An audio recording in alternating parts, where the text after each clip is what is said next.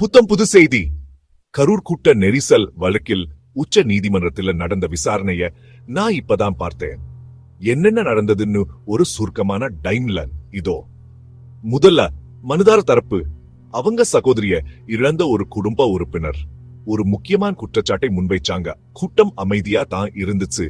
ஆனா police lathi charge பண்ணதுனா தான் பதட்டம் அதிகமாச்சு. போலீஸை தவிர அங்கிருந்த எல்லாருக்கும் ஒரு நெரிசல் வரப்போகுதுன்னு தெரிஞ்சதுன்னு அவங்க சொன்னாங்க. அவங்க சொல்றபடி போலீஸ் சூட்டத்தோட அளவே சரியா கணிக்கலை. சூட்டத்தை ஒழுங்குபடுத்ததையும் சரியா செய்யல.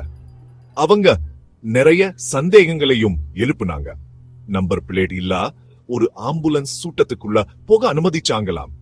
அந்த வண்டியில அமைச்சர் செந்தில் பாலாஜியோட படம் போட்ட ஸ்டிக்கர் ஒட்டி இருந்ததாவும் சொன்னாங்க. இன்னொரு குற்றச்சாட்டு, சூட்டம் அதிகமானதுக்கு நடிகர் விஜயதான் காரணம்னு கதைகள் பரப்பப்பட்டதாம். மனுதாரர் மாநில அரசோட ஆரம்பகால அறிக்கைகளையும் கேள்வி எழுப்பினார். அப்புறம் ஒரு முக்கியமான விஷயம், ஹட்டி ஓடல்களுக்கு ஒரே இரவே பிரேத பரிசோதனை செஞ்சிருக்காங்க. அதிகாலை 4 மணிக்குள் உடல்களை எரிச்சிட்டதா அவங்க குற்றம் சாட்டுனாங்க. இவ்வளவு டாக்டர்கள் எங்கிருந்து திடீர்னு வந்தாங்கன்னு கேட்டாங்க. ஒரு விசாரணை கமிஷன் அரசாங்க உத்தரவு வர்றதுக்கு முன்னாடியே வேலை செய்ய ஆரம்பிச்சிட்டதாவும் சொன்னாங்க.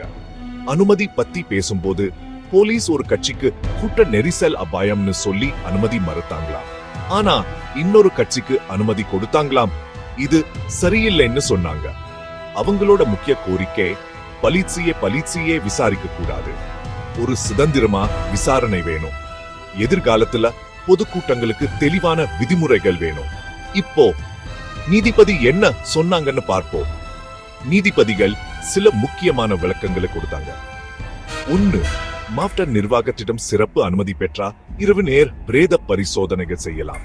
இது வழக்கத்துக்கு மாறானது இல்லை. 2. சிறப்பு உத்தரவுகளின் அடிப்படையில் பிரேத பரிசோதனைகள் செய்யலாம். இது அவசர காலங்களில் ஒரு பொதுவான நடைமுறை. ஆனா உயர் நீதிமன்றம் அனுமதி வழக்குல கொடுத்த உத்தரவோட சில பகுதிகள நீதிமன்றத்துக்கு திருப்தி இல்லை. மனுதார பொதுக்கூட்டங்களுக்கு விதிமுறைகள் கேட்டாரு.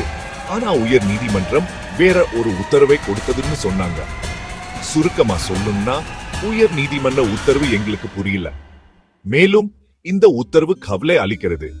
சுருக்கமா இன்னைக்கு நாம தெரிஞ்சுக்கிட்டு போலீஸ் அலட்சியம். சுருக்கமா இன்னைக்கு நாம தெரிஞ்சுக்கிட்டு அனுமதி வழங்குவதில் முரண்பாடுகள்.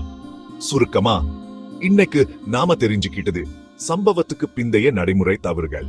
சிறப்பு அனுமதி இருந்தா இரவு நேர் பிரேத பரிசோதனைகள் சட்டப்பூர்வமாதுன்னு உச்ச நீதிமன்றம் ஒத்துக்கிட்டுச்சு. உயர் நீதிமன்றத்தோ முந்தைய உத்தரவு மற்றும் அதோட காரணங்கள் பத்தி நீதிபதிகள் கவலை தெரிவிச்சாங்க. சுதந்திரமான விசாரணை வேண்டும். பொதுக்கூட்டங்களுக்கு ஒரே மாதிரியான வழிகாட்டுதல்கள் வேண்டும். அடுத்து என்ன நடக்கும்?